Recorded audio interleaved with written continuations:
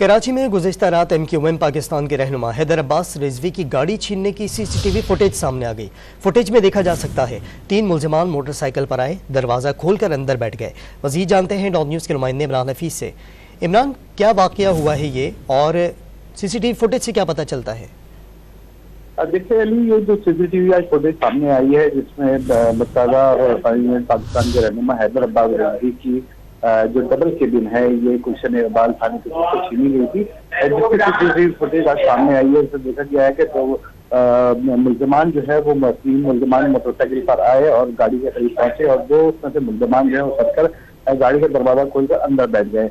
अंदर मौजूद ड्राइवर अदील इसको जो है वो यरकमाल बनाकर गाड़ी लेकर ये फरार हुआ। रास्ते के अंदर इन्होंने जो है वो ड्राइवर से नकदी, मोबाइल फोन और छीनने के साथ साथ जो उसको तशद्दुद का निशाना भी बनाया और जल्दी गाड़ी के बाद जो है उसको सपूरा की तरफ उसको गाड़ी से उतार कर डबल केबिन लेकर फरार हो गए हैं।